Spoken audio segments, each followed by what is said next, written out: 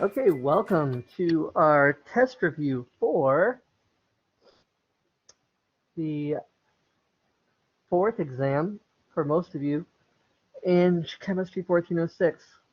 This review will primarily cover various different aspects of organic chemistry, and we'll probably touch a little bit into biochemistry. So let's go ahead and get into this. I have two exams that have practice exams that have gone ahead and shared, but we don't necessarily need to use these, and we're not going to have time to necessarily go through all of the questions. So we'll go through the questions that you would most like to go over. So you can also share your own questions from whatever source that you have, the book or whatever, and we can go over those as well. So what would you like to start with? Are mandarin oranges just like How about number 6? Number 6? Sure. Okay. Now, so what is the pH of a solution with an OH concentration of 1 times 10 to the negative 4? Or are you looking at the other test? Oh, I'm sorry. What's that? Are you asking about the question 6 from this test, this practice test, or from the other one? Just for this one, that number 6 right there.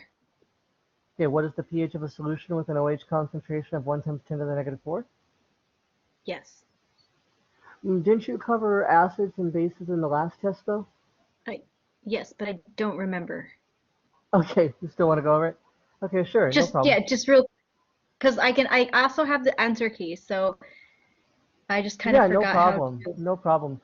Yeah, so with this particular one, first of all, you have to recognize what pH is. So pH is equal to the negative log of the concentration of H3O plus or simply H plus, sometimes abbreviated. Okay. So negative log of concentration of H3O plus. Okay. Well, we don't have H3O plus, we have OH minus. So in order to get the H3O plus, I have to use a different equation, the Kw equation. Kw is equal to H3O plus concentration, or H plus concentration, like I said, they're used interchangeably, times the OH minus concentration. Now Kw is a constant. The number is 1 times 10 to the negative 14th. So in this case, I'm looking for the H3O plus concentration. And I'm given the OH concentration of 1 times 10 to the negative 4. Oh, right. I get it now. Yeah. So then I just divide both sides by 1 times 10 to the negative 4th. And if I do that, the H3O plus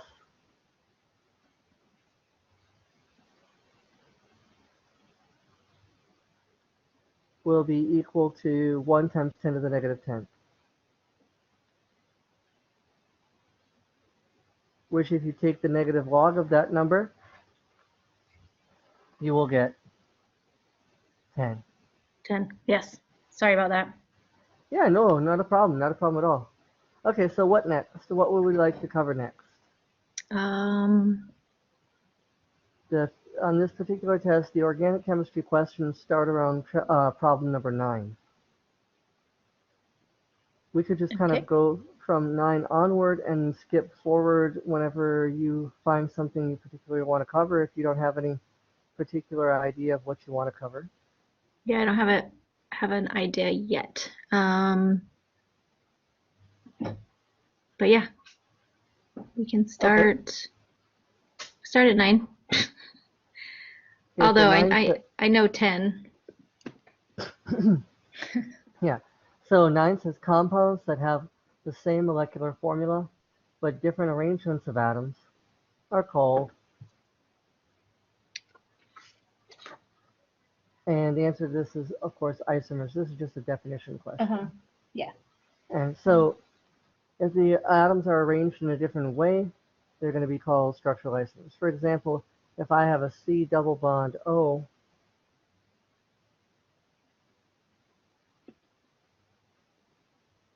CH3 like this, and I have um,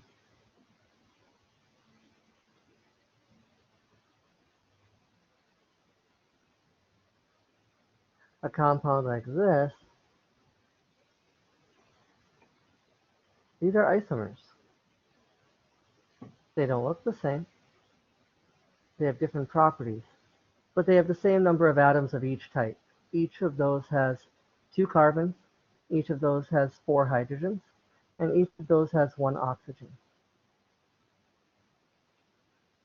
Does that make sense? That does make sense, yes.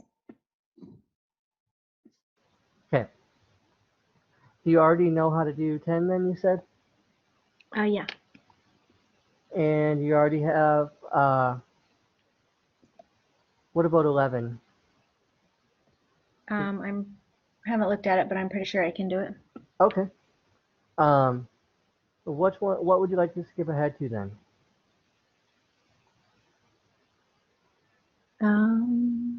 Let me scroll. So hold on a second. Sure, no My problem. household this past week has been pretty crazy, so I may need to run. No, I understand. Well, I Actually, think give me Frank just, is in now too. what did you say? Oh yeah. Hey I Frank, said, yep.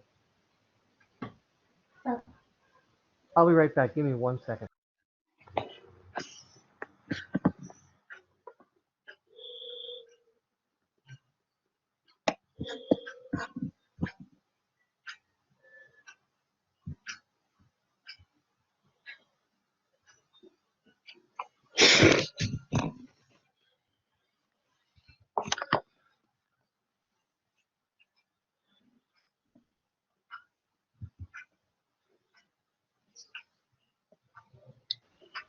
All right. Good Morning. morning. So, what would you like to cover next on this practice test session? It Oh, doesn't am have to I be the from only this one here? test. Oh, Nope. There's a couple others. One left. uh, You like to come back. okay. So, um,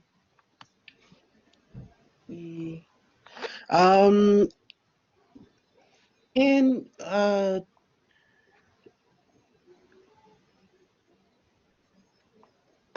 so I'm a little bit ahead of this. So, mind if I ask you questions that are probably not something that we haven't gone through yet? No, please do. That's the whole point of this. Like, I only have these practice tests, and this is only one of 2 practice tests that I have.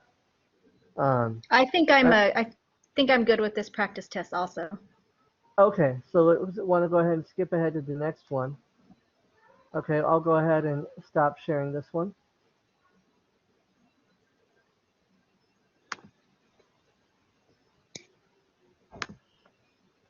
All right.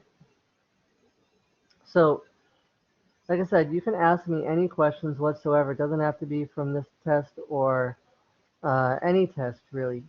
You can just, if you have a particular topic in chemistry related, it's going to be covered. Just let me know what you want to cover, anything from homework or the book or whatever. I'm happy to go over it. Okay. Uh, So number like, 7. Sorry, go go ahead. ahead. No, go ahead. Okay, I so just have ladies first. okay. Okay, so number 7. Um, Okay. the basic amino acid has a side chain that contains an ammonium group. What does that Yes. look like? Ah. So essentially, it's basically a nitrogen with a positive charge. So, for example, if ordinarily every amino acid has a carboxylic acid group on the one side, Mm-hmm. right? and then you have your carbon with a side chain and a hydrogen. And then you also have nitrogen, a couple nitrogens bonded to there. So that's your standard amino acid, but this is never the form in which an amino acid appears in actuality, because this carboxylic acid group is more acidic and this is more basic than would allow them to stay the way they are. So it would prefer to, the carboxylic acid would prefer to lose its hydrogen, and the nitrogen would prefer to gain the hydrogen. And so when we see amino acids, typically they're in what's referred to as the Zwitterion form. And basically that means that they have both a positive and a negative charge. And so it ends up being like this, O minus. And on the other side, you have a nitrogen, but the nitrogen actually has 3 hydrogens. So it's a positively charged nitrogen here. Okay, so when it says the side chain that contains blank, so every amino acid has this, okay? Mhm. So to have a side chain that contains an ammonium group, or what it refers to as an ammonium group, although that's technically imprecise, it would be basically some sort of group. Let's say, for example, if you had CH2NH3, okay, with a Okay. positive charge. So that nitrogen would have to have a positive charge on the side chain. So the side chain part, this part, would have to have a nitrogen with a positive charge, and that would be your quote-unquote ammonium group. Does that make sense? It does, thanks. Yeah, and to be honest, let's see, I don't want to leave you with imprecise imaging, so I'm actually going to go ahead and do something real quick here. I'm going to share a different picture with you. All right, so if you look at the ones with a positive charge, those are the amino acids. This is the positive charge in the upper right hand corner. Those are the amino acids that have quote unquote an ammonium group, a positively charged nitrogen. That's not, notice every single one of them has like that NH3 or NH2. Every single one of them has that NH3 on the left hand side. That's the amino acid core, so to speak. But the side chains that are basic are the ones that have the positively charged nitrogen. So that would be lysine, arginine, and histidine. Cool? Yes, thanks. Makes sense. All right. Awesome. So back to our practice test. Welcome to those of you who are newly arrived. I just wanted to let you know that we will cover any questions you may have over anything, really, whether it be from your book, your homework, practice test your professor has given, one of the practice tests that we have here. If you have any questions whatsoever, please let us know. We're not going to necessarily cover all of these tests or even any of these tests if you don't want to. The whole point of this review is just to cover those things which you specifically want to cover. So, all right, so what's next on the agenda? What other question? I think, Daryl, you had one? Frank. What's the difference between transcription and translation? I know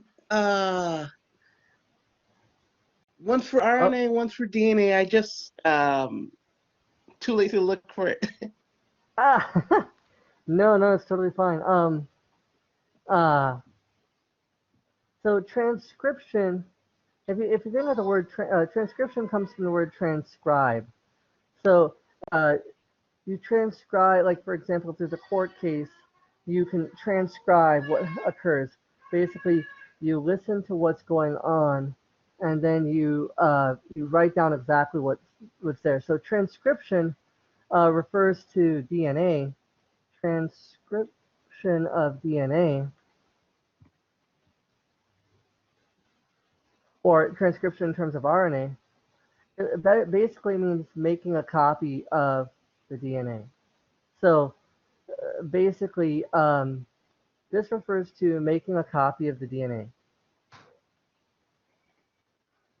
Copy um, of the DNA, or copying or DNA replication, but or transcription, though oftentimes more likely refers to RNA transcription, and that would be copying a part of the DNA to form an RNA molecule.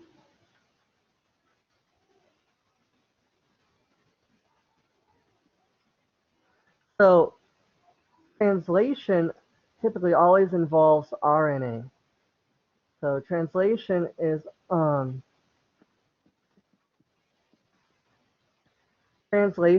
when you change something from one form to another form. Translate a language, you can translate it from Spanish to English, or from English to Chinese, or from Chinese to French. You transform it from one form that's not as usable because a person doesn't know the language to another form which is usable because the person does know the language. So translation, in this case, you're translating DNA into, you're translating RNA rather into a protein. So basically, translation is the process whereby mRNA, messenger RNA strands, um, work together with tRNA, transfer RNA, um, to form proteins. So that's the difference between DNA, or rather between transcription and translation. And just to make sure that I didn't misrepresent anything, I'm just going to go ahead and double check and make sure. But that's basically the idea. Okay. Does that help? Yes. I'm making flashcards. Mm-hmm. Okay, so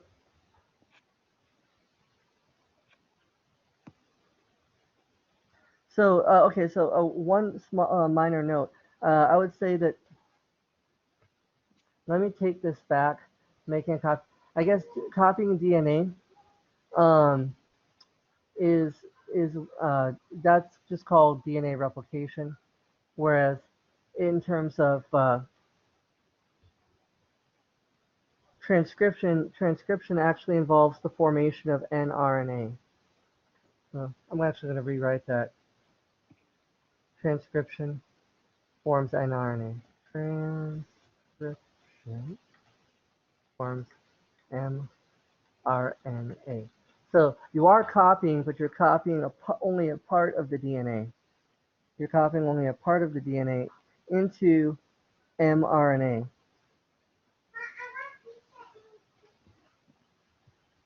Sorry, my little girl is here, so she's making random comments in the background. But she's cute though. We can forgive her. Yeah. So essentially, mRNA involves is basically the message. You transcribe into mRNA that tells how you would make the proteins, and then tRNA is involved in translation because what tRNA does is it carries the amino acids to the mRNA to be linked together into a protein. The translation processes um, amino acids into proteins using mRNA. Okay. Thanks. Yeah, no problem. All right. So what other questions do you have? What else can I help you with? Um, Should we go back to the practice test? yeah. Is it, Oh, is there anything with naming or writing formulas for, or number 11? Okay. So it says the following amino acid side chain is what? Okay. So when classifying amino acid side chains, um, a polar amino acid side chain is going to have either an OH or a C double bond O NH or NH2.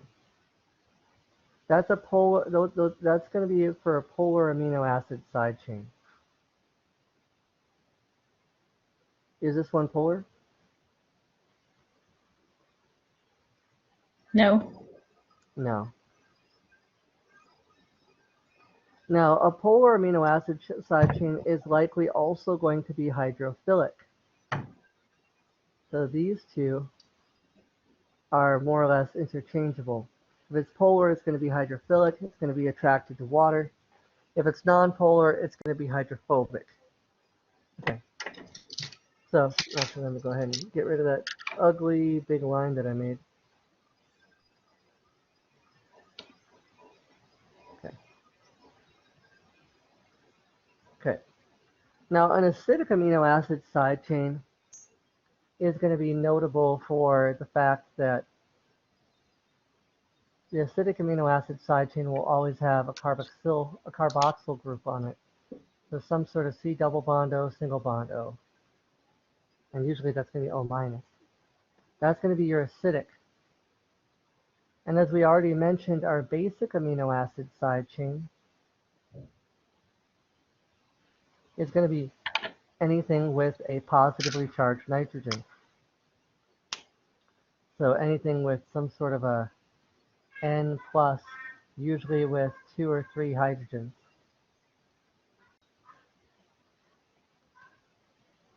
Okay.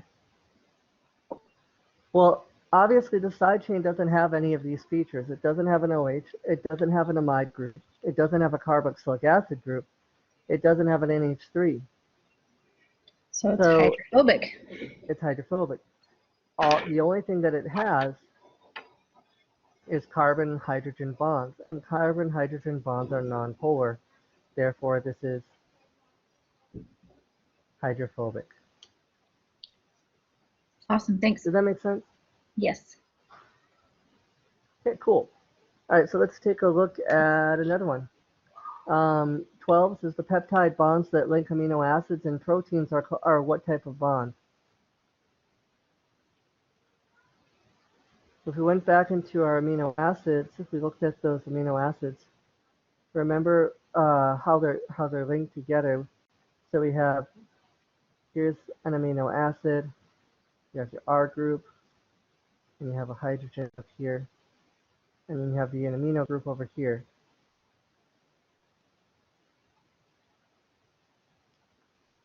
And then so here's your amino acid. If I wanted to combine that with another amino acid, let's say I had something like this.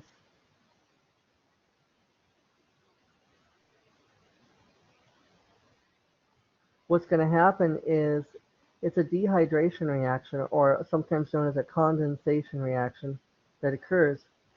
Basically, I'm going to take water away. So I'm going to take away 2 hydrogens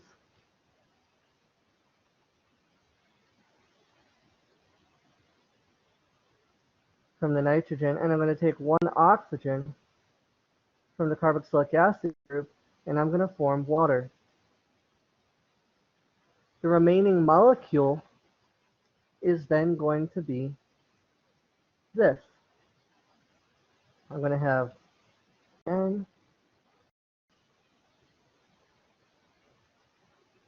carbon, R, carboxylic acid group, except that it's now going to be connected to this nitrogen instead. And the nitrogen still has 1 hydrogen left over after giving up 2 to form that water. So that's going to go ahead and form this molecule. Okay, so the bond that connected these two amino acids is this bond right here, right? Because all of the other bonds were already there before, weren't they?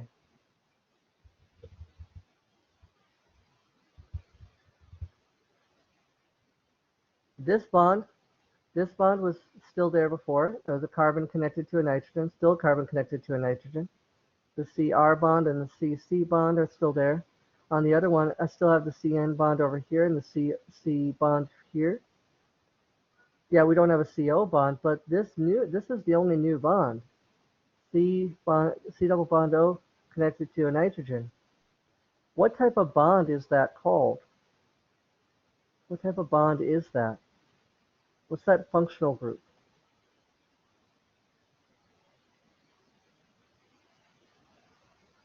This functional group called?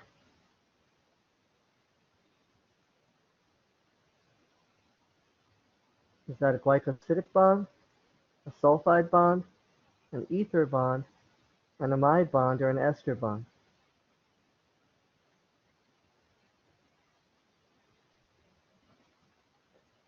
Supposed to have your functional groups memorized. Yes, it's an amide. It's an amide group. Yeah, you do have to have your functional groups memorized. So, as long as you understand that that's how amino acids come together, they form that amide linkage between the amino group and the carboxylic acid group, you're going to be in good shape. Okay, what other questions can I help you with? Like I said, it doesn't have to be from this test. It can be from any source. Homework, the book, your professor, or even if you don't have any questions, if you have just a topic you'd like to cover, like, well, I need help with naming ethers, or I need help with drawing amines or esters. Can we just go on to the questions? Just keep going Yeah, through the questions? I thought, okay, cool. Naming Okay. esters. Okay, good deal. Yeah, let's go ahead and do the naming esters. I think I actually do have some questions on the practice test over that. So, let's find some esters. Ah, you know what? That's fine. I'll just pull up an example.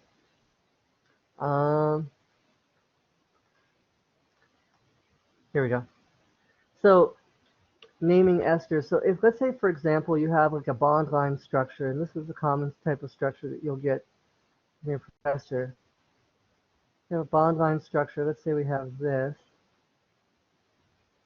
and then we have an oxygen. Okay. Now, one of the things that I like to do when I get a bond line structure like this is to make note of the carbons by usually circling them with a little blue circle. So I have a circle here, circle here, circle here. Each one of those circles represents a carbon.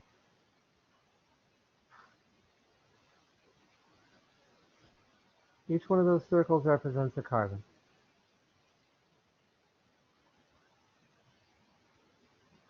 Okay. So with an ester, it's different than your typical naming because I'm not looking for the longest carbon chain here. I actually don't care if there's a longest carbon chain or not. With esters, I actually handle this a little bit differently. Instead, I look at what's present on each side of the oxygen in the middle. So I have something on the right-hand side of the oxygen in the middle, and I have something on the left-hand side of the oxygen in the middle. Now, the more important side for an ester is the side that has the double bond oxygen, the double bond O. So the more important side is going to be this one. And therefore, this side is the one that's going to get the ending that's specific to esters. So in this case, because this side has 1, 2, 3, 4 carbons, this is going to be called butan 08. 08 is the ending for an ester. 08 is the ending for an ester. But it's 4 carbons would be butane, but because it's an ester, it goes butan 08. I get the 08 ending. Now what about the other side? Well, the other side, it isn't as important. So I would, because it doesn't have that carbonyl, it doesn't have that C double bond O, doesn't have this. So I'm just going to name it like a substituent, like a branch. I'm just going to call it, give it a YL ending. And in this case, there's 5 carbons in this branch. So 1, 2, 3, 4, 5. So I will call this pentyl, Pentyl, pentyl. So the actual name of the ester in this case, I'm going to put the less important part of the name first, pentyl, and then put a space and then butanoate. So pentyl butanoate. That is what it's the answer. That's what the name of this compound would be. Does that make sense?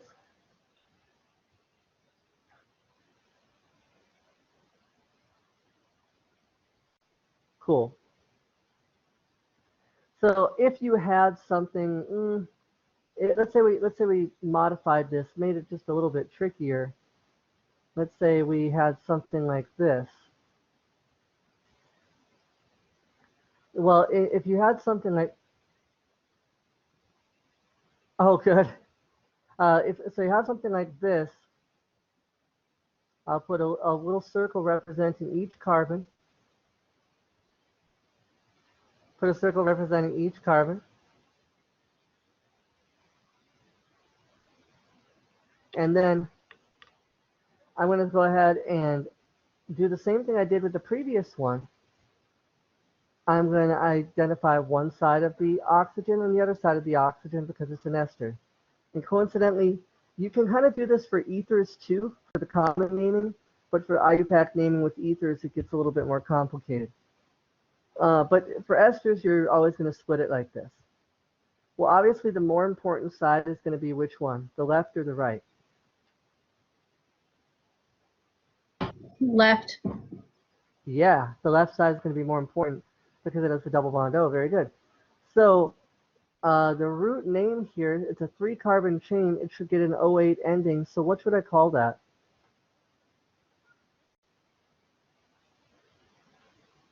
What should I call that? 3-carbon chain, but it needs an O8 ending. Propanoate. Yeah, propanoate or propanoate. Absolutely. So there you go. It's propanoate. But notice that in this case, I actually have a branch off of that, right? So for this side, I will go ahead and follow some of the other principles of naming that I used in the other compounds. I'm going to circle the longest carbon chain on this side. And the longest carbon chain on this side is 3 carbons, exactly. And as you just indicated with your text, if I number this, I'm going to start from the side closest to the most important group, or like closest to the oxygen in the middle. So this is going to be 1, 2, 3. So that means that the chloro group is on carbon number 2. So I'm going to add just one little piece to this. I'm going to call this 2-chloro propanoate. So that's going to be the new name for this side. On the other side, I just have a 2-carbon branch. So what's that going to be called? Yeah, ethyl. And so I put the less important side first, ethyl. And I put the more important side second. I put a space in between them. And so it's going to be ethyl space butanoate. Ethyl, oh wait, no, I don't, what am I talking about?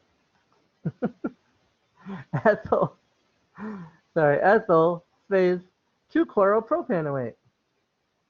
2-chloropropanoate. There you go. Does that make sense?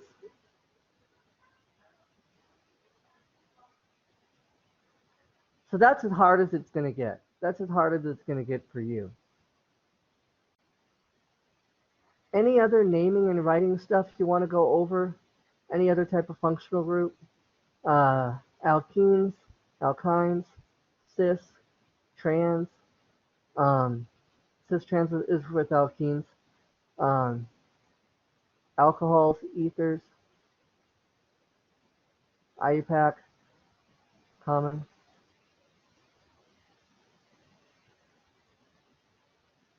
Or would you like to just go back to the test and kind of just go through the problems one by one? What do you think?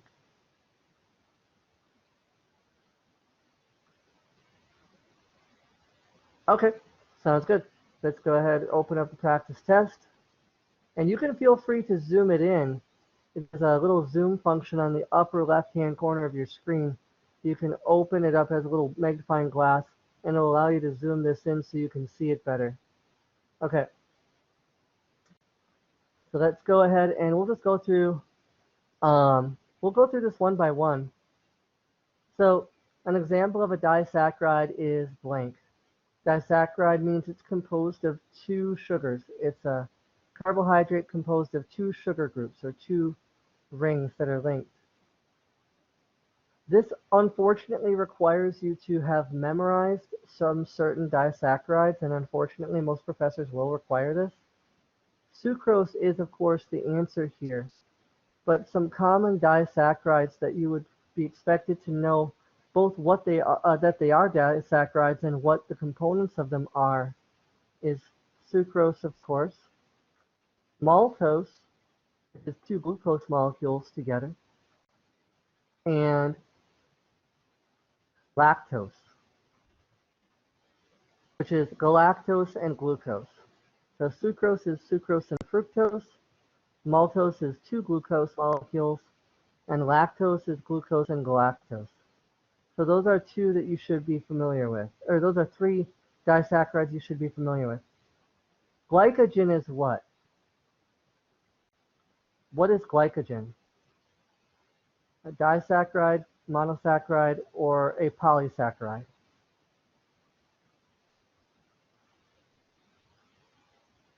It's actually a polysaccharide. My wife is diabetic, so I know that if you put, if she would inject herself with glycogen in an emergency where her blood sugar got too low, because glycogen is a huge polysaccharide that has a lot of glucose molecules in it, and it basically will dump sugar into your system when you need it. But glycogen is definitely a polysaccharide. In the same way, cellulose is also a polysaccharide.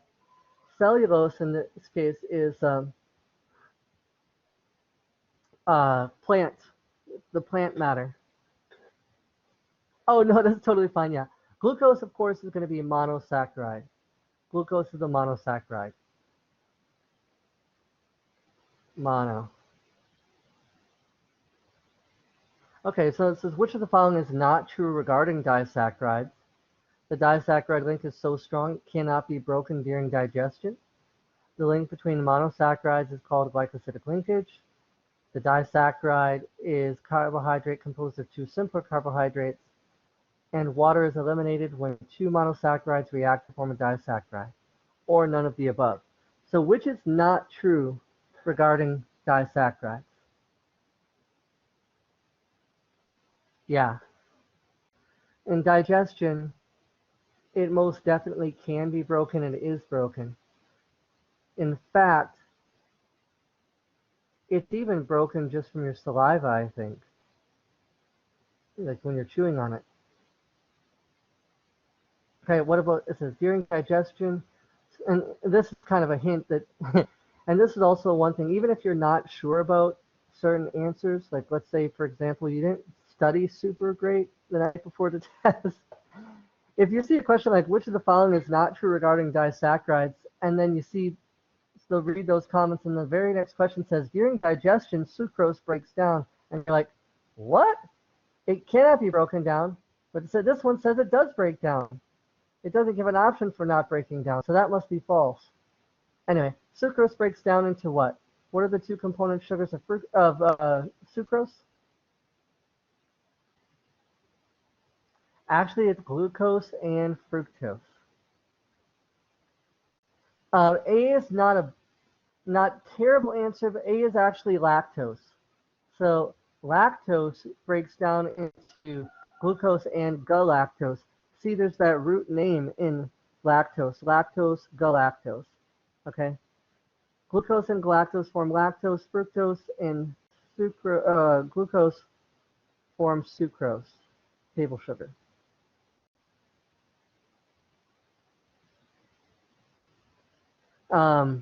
Maltose isn't even put up here, but maltose is two glucose molecules.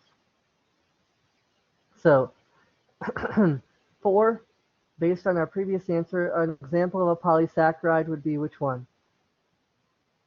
What would be the answer to 4 in this case?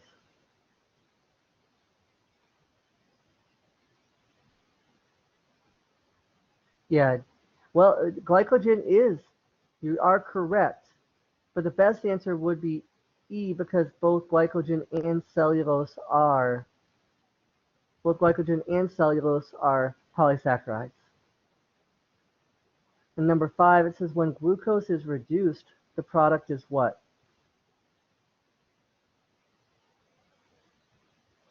So keep in mind a glucose molecule, yeah, a glucose has an aldehyde, glucose is an aldohexose. When it's reduced, that means you're going to have fewer carbon-oxygen bonds and ends up going down to alcohol. So glucitol would be the answer here.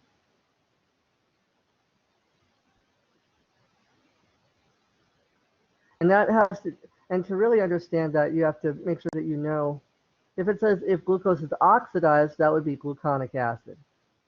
So this goes back to the oxidation and reduction reactions with the alcohols. So you're going to want to make sure that you understand those pretty well. 6, it says a glycosidic bond between two monosaccharides can also be classified as what? Well, if I was to draw a sugar, specifically a Haworth projection of a sugar, the Haworth projection looks kind of like this.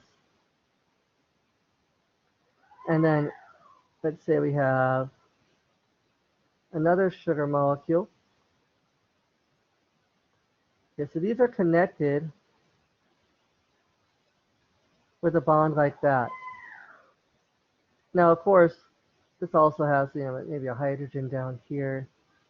This one up here has an OH, maybe up, could also be down, and a hydrogen here. And there's other groups attached up and down here. But the bond that connects the two sugar molecules,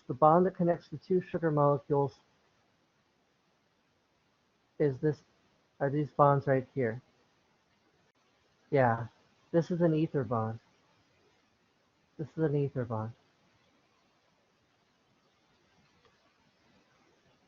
That's the glycosidic bond. Cool. So let's take a look at some of the rest of this. We already did 7. 8 says in the ionized form of an amino acid, the carboxylic acid end is always what? So carboxylic acid,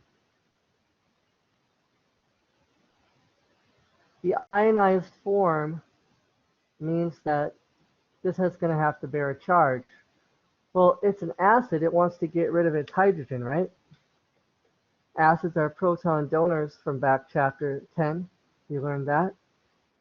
If that's the case, if it gets rid of its H plus, that means its charge is going to be what?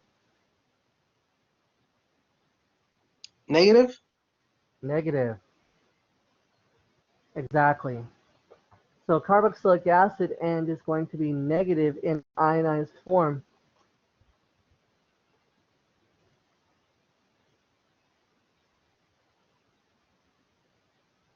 Cool. Now, it says methionine is an amino acid that contains blank. Now, I'll be entirely honest with you. I don't necessarily know if your professor is really going to have to expect you to memorize all your amino acids, but methionine, the side chain looks like this.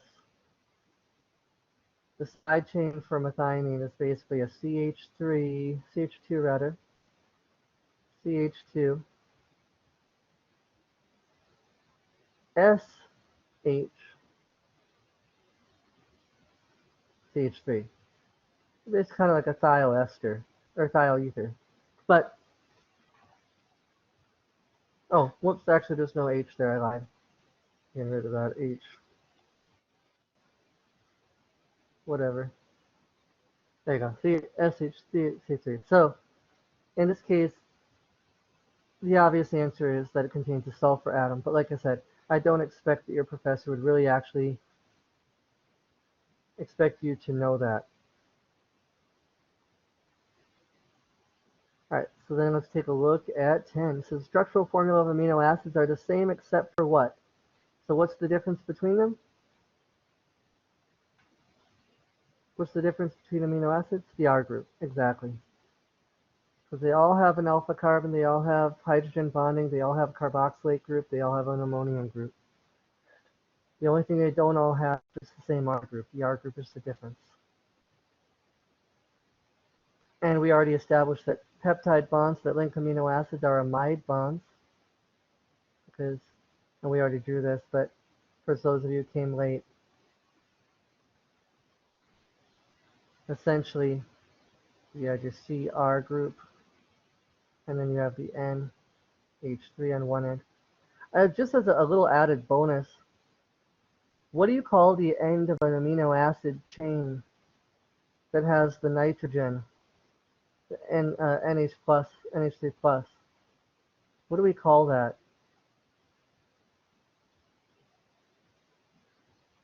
What do we call the end of the amino acid chain, or the end of the protein that has the nitrogen? The N terminus, very good. Whereas the other side is the C terminus, or the carboxylic acid group. But yeah, that amide bond that it's talking about there is this one right here. It's a bond that links together two amino acids.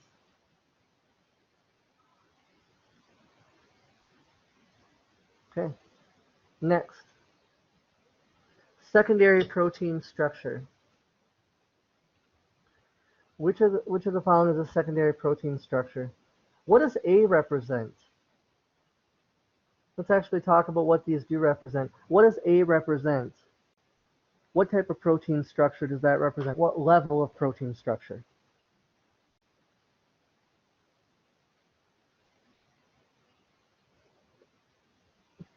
The level of structure that just points out which amino acids are connected to which amino acids. What level of protein structure is that? Tertiary? Tertiary. Mm-hmm. So that's a tertiary. Well, no, that's not tertiary actually. Sorry. Isn't it DNA? No, this is primary. Oh, okay. So there's four levels of protein structure. Primary, the DNA has nothing to do with it. Four levels of protein structure: primary, secondary, tertiary, and quaternary. The primary structure just indicates which amino acids are connected to which amino acids. But then what happens is that these amino acids go up and down, and there's hydrogen bonding between the main parts of the chain. So let me just show you like the secondary, what secondary structure is due to. So I have my carboxylic acid group Okay, and let's say that there's an oxygen there. Let's say that was the C terminus end. Okay, so here's your carbon, here's your R group, here's your nitrogen, NH. Then I have another carboxylic acid group. Then I have another carbon with an R group. Then I have another nitrogen with an H. And then this keeps going on, et cetera, like do. But then it comes back up around here, and when you have carbon double bonded to an oxygen, and then you have a carbon connected to an R group, and then you have a nitrogen connected to a hydrogen. And then I have a carbon double bonded to an oxygen, and then I have a carbon connected to an R group, and then I have a nitrogen connected to a hydrogen. Well, every time you see the carbon bonded to or anytime you see the oxygen with its lone pair of electrons here, or nitrogen with its lone pair of electrons, but anytime you see carbon double bonded to an oxygen with a lone pair of electrons next to a nitrogen which is also bonded to hydrogen, this creates a hydrogen bonding interaction. And this hydrogen bonding interaction between these two, between that carbonyl oxygen and the nitrogen hydrogen, it's really strong because there's a lot of them. These are from the main chain, so these aren't from the side chains, these are from the main amino acid backbone. These are hydrogen bonding all over the place. And that creates what's referred to as the secondary structure. The secondary structure is pretty strong and it's pretty hard to completely mess up. But this is the secondary structure. So there are two basic types of secondary structure, the alpha helix and the beta pleated sheet. So these are secondary. This is your secondary structure. Another secondary protein structure would be the beta pleated sheet. So beta pleated sheet and alpha helix. Usually the alpha symbol is just written as an alpha. Looks kind of like that. And the beta is usually written as a beta, looks kind of like a B, it's a Greek letter.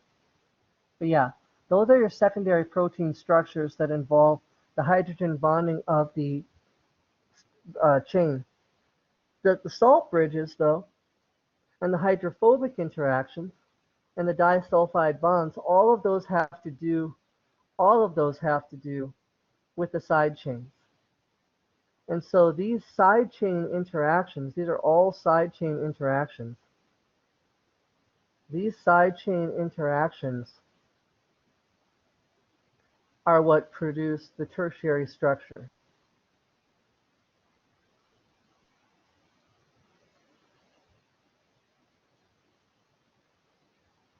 Okay, so based on that, it says, which kind of interactions are not part of the tertiary protein structure? Well, it would be the peptide bonds. The peptide bonds are what hold together the primary structure. Hydrogen bonding is what holds together the secondary structure. The hydrogen bonding specifically of the amino acid backbone. And the tertiary protein structure consists of 5 different ones, 4 of which are shown here. Tertiary protein structure involves hydrophobic interactions of R groups, disulfide bonds between R groups, specifically cysteine, salt bridges between R groups, between acidic and basic amino acid side chains. That'll give you salt bridges. And hydrophilic interactions.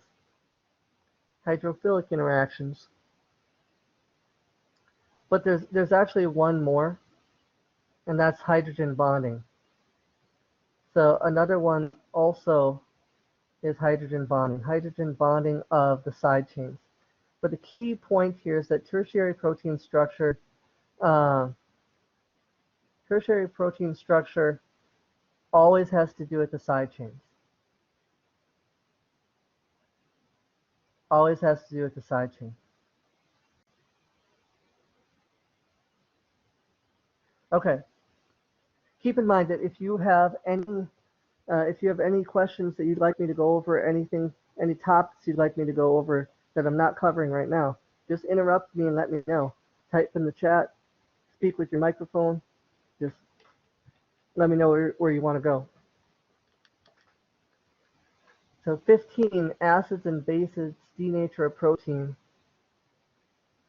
Acids and bases, what would they denature a protein by? What would they disrupt? You can just type no if you don't have any idea. But think of it this way. If I have like a C double bond OOH, right? Or rather a C double bond O minus, because it's C double bond O minus, that's the form that it's in. That's the form of acidic group is in an amino acid and in a peptide chain or protein. If I have an acidic side group, it's going to be in that form. Well, if I add acid to this, what happens? What gets its hydrogen?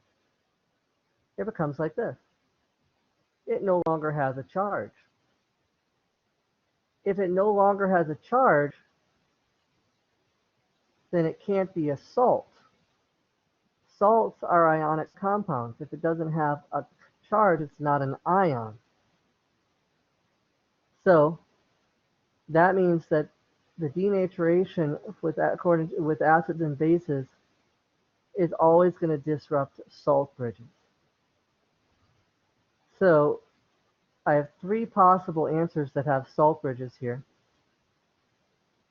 Can I break peptide bonds with acids and bases? Can I break peptide bonds? No. I mean, if you added a serious amount of heat, yeah, maybe, but generally speaking, no. So peptide bonds, you're not really going to bust an amide bond, especially not a protein peptide bond. Those are even stronger. So we can rule out C. Yeah, hydrogen bonds are the ones that would be impacted by acids and bases, because if I have, for example, if I have like an NH group, in order for hydrogen bonding to happen, I have to have a free pair of electrons I have to have a pair of electrons that can interact with another hydrogen. But if I add acid to this, and a different type of thing happens with base, but if I add acid to this, all of a sudden this has a hydrogen too. And this is a positive charge. There's no electrons that are capable of involving themselves in hydrogen bonding. So acids and bases disrupt hydrogen bonding pretty significantly. And they also will disrupt salt bridges. And that will cause a protein to denature, or basically change its shape, making it useless. So denaturation of a protein, what are some examples of this? Well, if you fry an egg, right? Fry an egg, it goes from clear to white. Is there any way to make it go backwards, to go from white back to clear? Yeah, usually when you denature a protein, it's pretty much ruined. You have to tear it apart, and your body has ways of building new proteins, but that protein's useless after it gets rearranged like that.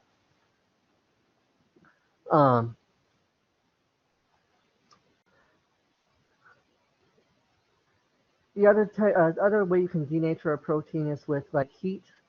So when you heat, that's cooking, that's like the egg. But you can also denature it with agitation. If you like ever whip cream, whipping cream actually is a kind of a denaturant, or making meringue with egg whites. You can also turn those egg whites white by whipping the heck out of it and forming it into stiff peaks. That's also denaturing the protein. Um, that's denaturation by agitation. And then, of course, there's heavy metal ions, uh, and then acids and bases. And actually, I don't know if you've ever noticed, known this or not, but there's actually a Hawaiian fish dish, a Hawaiian entree. It's a type of fish uh, cuisine that they prepare there called poke, Poke. You'll see it in some restaurants around here, but poke basically is acid cooked fish. In other words, they don't actually cook it with any sort of heat. It's not hot. They just basically use some sort of an acid like lemon juice or vinegar or something like that. And it actually, over time, it takes a longer time, but over time, it actually cooks the fish. It denatures the protein and cooks it.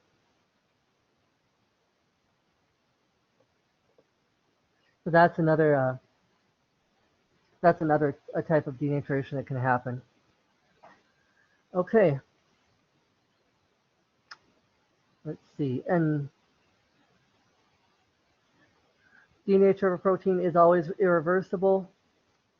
It changes the primary structure of a protein, can only occur in a protein with quaternary structure, hydrolyzes peptide bonds, disrupts the secondary, tertiary, quaternary structure of a protein. Yeah, and usually denaturation of protein is irreversible, but you can sometimes be reversible if the denaturation of a protein is due to an active site or binding site. And sometimes if you remove the stimulus, if you remove the thing that's inhibiting those um, connections between those tertiary side groups, that sometimes they snap back into place. Um, Enzymes can be kind of like this. If you bind uh, non-competitive inhibitors, sometimes non-competitive inhibitors will bind to a particular type of an enzyme, causing it to change its shape. In other words, to denature in a certain sense. And then if you remove that, if that goes away, it goes back to its ordinary shape and it's capable of functioning as an enzyme again. But yeah, the best answer is E. But that's a tricky one. What about 17? How is your carboxylic acid naming? What do you think? Remember my little trick with the putting the little dots by each carbon? I think it really helps with the naming. So, not quite, because you have to always start naming from the side closest to the functional group. The functional group in this game is the carboxylic acid. Yeah, so just 1, 2, 3, 4. So 3-chloro-butanoic acid. Okay, 3-chloro-butanoic acid. Does that make sense? All right, so let's take a look at 18. It says, which carboxylic acid in the list below is an aromatic carboxylic acid? Well, these are all common names. So aromatic benzoic acid. There are benzene groups, and this is actually kind of from chapter 11, I believe. There are benzene derivatives that have special names, which you do kind of actually have to know. If a benzene ring is attached to a carboxylic acid group like this, it's called benzoic acid.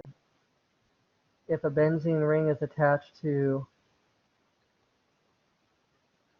a aldehyde, like this, an aldehyde group, C double bond O, single bond H, this is called benzaldehyde. I'm going to spell it out. Benzaldehyde. And this is called benzoic acid. Benzoic acid. And if a benzene ring is bonded to an alcohol, an OH group, it's called phenol. Phenol. Phenol or phenol. So you're going to have to be familiar with some of those. The only other two that I think professors really make you know is a benzene that's bonded to a CH3 group is called toluene, which is not obvious at all. Toluene. And then a benzene ring which is bonded to a amino group, NH2. Well, this bad boy, this would be called aniline. Aniline.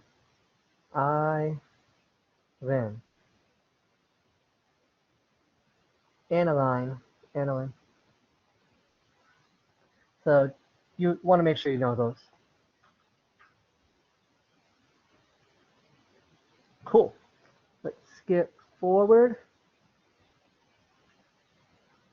Says we don't have a whole lot more with this test, but the reactants that will form an ester in the presence of an acid catalyst. If I look at an ester is when I have a C double bond O, single bond O, but then it's connected to other carbons on both sides. Well, this is going to be which reactants form an ester. Do you remember offhand? Turns out it is a carboxylic acid and an alcohol. See, what happens is similar to what I showed you with the peptide bond formation. Effectively, oxygen is going to lose an OH, this is going to lose an H, and that's going to form water. And then the other two pieces are going to come together, and that ends up giving you the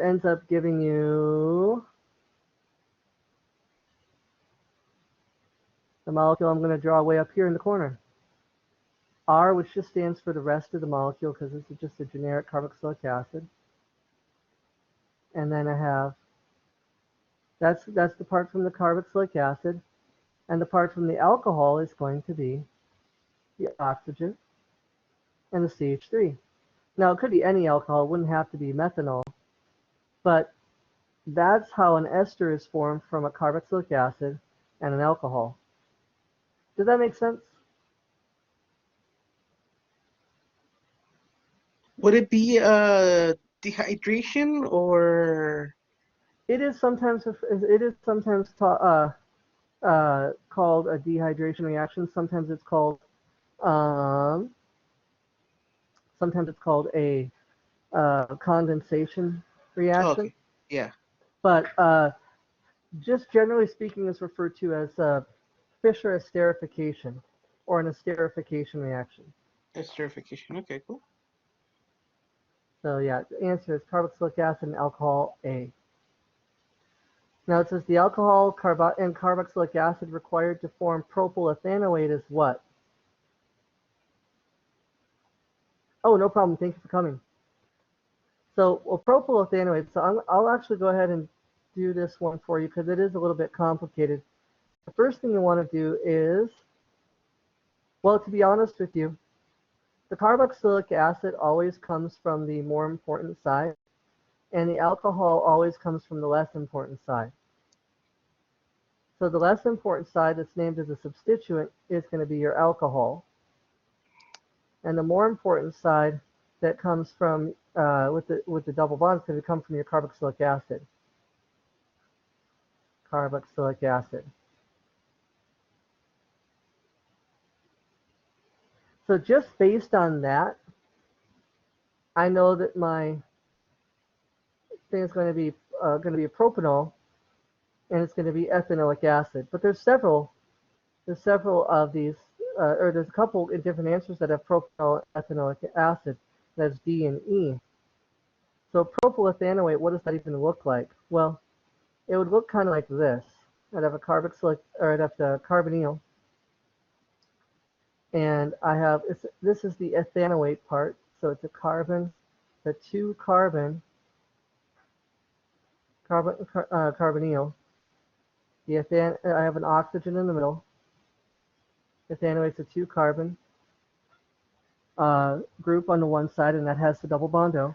And then the propyl is a three carbon group, and that doesn't have the double bond O. So since this oxygen is connected to the first carbon in this three carbon branch, I can assume that this was a what? Was this one propanol or two propanol? What do you think? Is this? Yeah, it's going to be one propanol. Because if I number these carbons,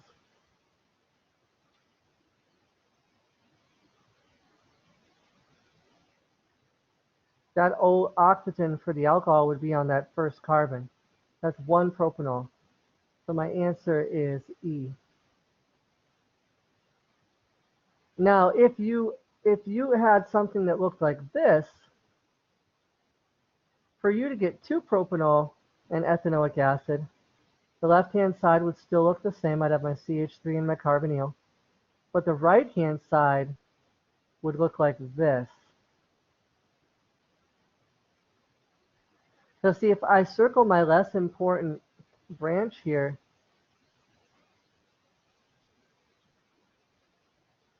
which carbon is the oxygen connected to?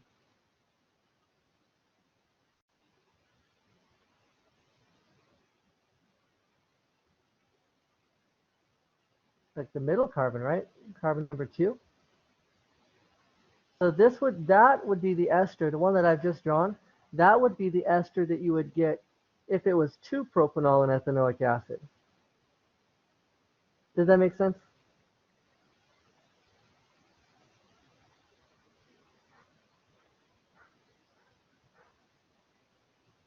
We good? Yeah, no problem. Now, as far as hydrolysis of an ester, that's basically, hydro means water, lysis means splitting. So splitting the ester with water. Hydrolysis can actually happen in both acidic and basic conditions. It works the same way. Well, it works in a similar way, not exactly the same, obviously, but it can be split with either one. And splitting an ester basically just means that cutting this ester bond and going back to a carboxylic acid and an alcohol. Now, what about 22? 22 says, what is the name of this compound? In this case, it's asking for the common name, but we'll go over IUPAC naming on this one as well. For a common naming, all I do is I look at the groups connected to the nitrogen. And then I will label each group as a branch. So 1 carbon branch, methyl. 1 carbon branch, ethyl. 2 carbon branch, ethyl. So then I will list my branches in alphabetical order. And so for this particular compound, with amines, you don't put spaces between naming the different sides of the amine, whereas in ethers, you do put a space between them. But in amines, you would just write ethyl, methyl, or actually ethyl dimethyl, no space.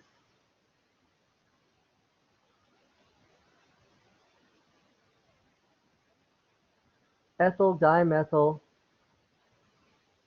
amine, no space. Ethyl dimethylamine. I'm pretty sure I could beat Mary Poppins in creating a longer word than supercalifragilisticexpialidocious if I used amines and added substituents and such. I'm pretty sure I could beat her.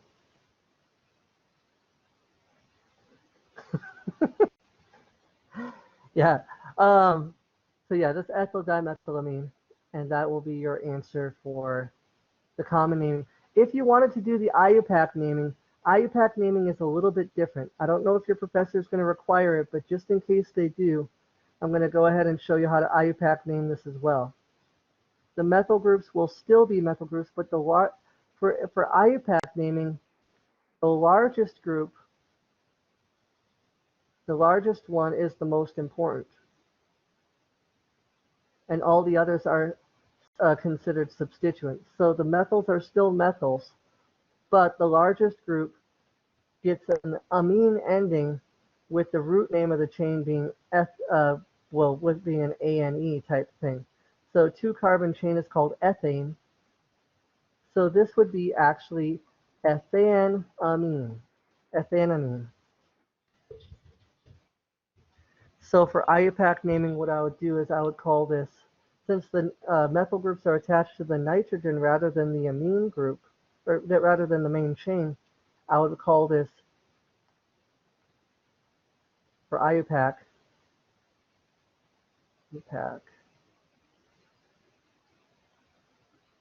it would be N, comma, N dash dimethyl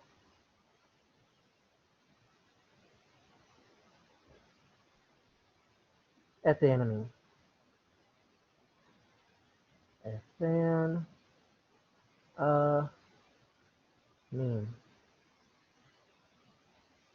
That would be the IUPAC name for this compound. Like I said, I think your professor will just do common naming, but it's possible, so I just wanted to show it. 23. The amide formed in the reaction of benzoic acid and ethylamine. Well, benzoic acid is, sorry, don't know how that happened. Benzoic acid, I'm going to assume that's a benzene ring. Ooh, there we go, that's better. That's benzoic acid. And if I have ethylamines, that's CH3.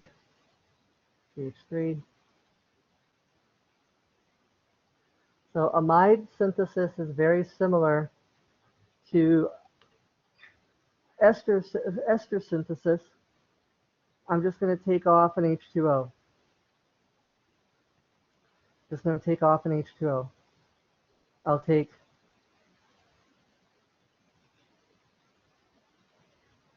the OH here, and I'll take off one of the H's here, and that'll give me H2O. And that's the product then would be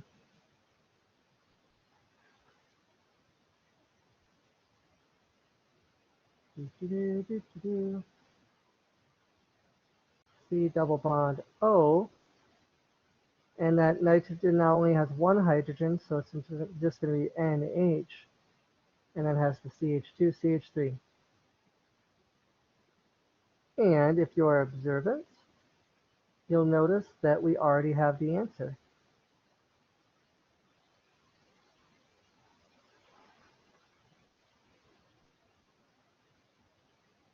Cool. And that's the end of the practice test. Wow, we got through one of them.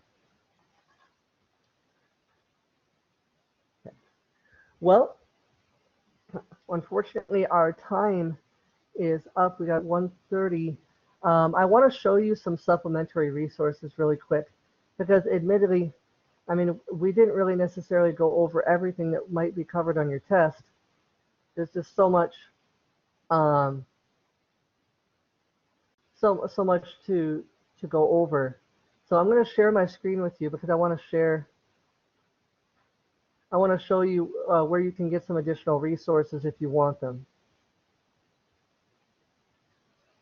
So if you go to if you Google TCC SE Science, type that into your search browser, your web browser, Bing, DuckDuckGo, Google, whatever. Type that in, it'll come up with the TCC SE Science Learning Center. It's a Google site. If you click under Chemistry Web Resources,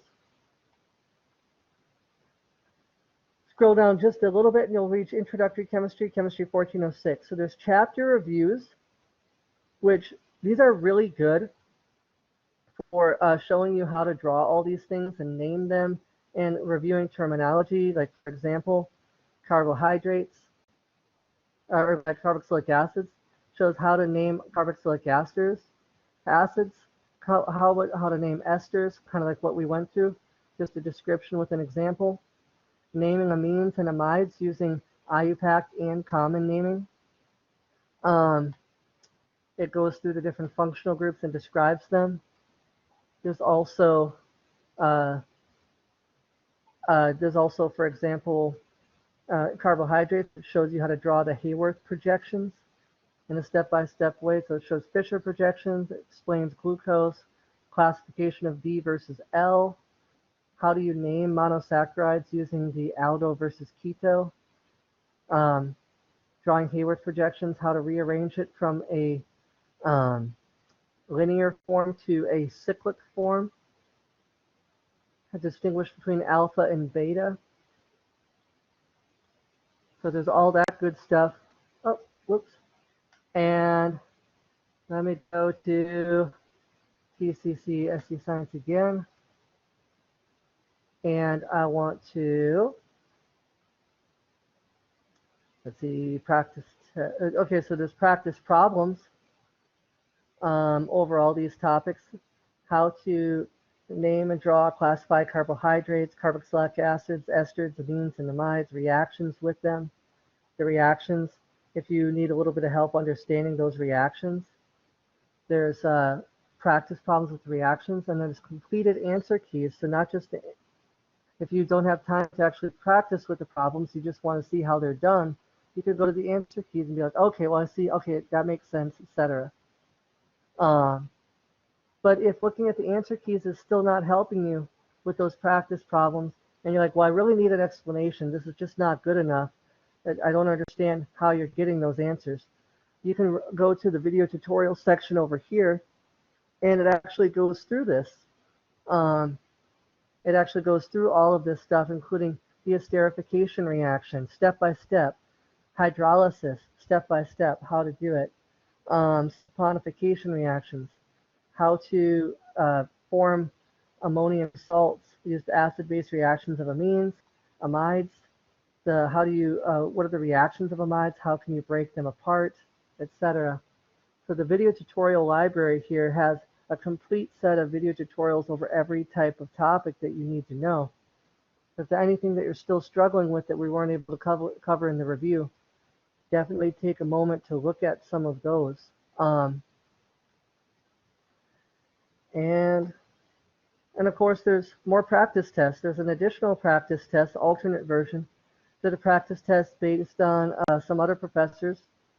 And there's also some more practice tests over here as well. There's tons and tons and tons of practice that you can make use of. And then, of course, the last thing that I didn't mention is if you did not, or you can always come and see us in the actual Science Learning Center itself, where you clicked on the Chem test review, Chem 1406 test review. You could also just click on TCC SE Science Tutoring Room. You can just click on that and join a session, and we can help you. So I don't know when your tests are, but we're open 8 a.m. to 8 p.m. today, tomorrow, and Saturday 10 to 4. And then, of course, next week we do it all over again. So if you have any questions before your exam, please feel free to come by and check us out and ask us questions. We can help you out. Thanks. Yeah, no problem. I have a test today, so I'm probably just going to review everything. Sounds good. Sounds good. Well, thank you all for coming, and I will catch you later. Have a great day. Yeah.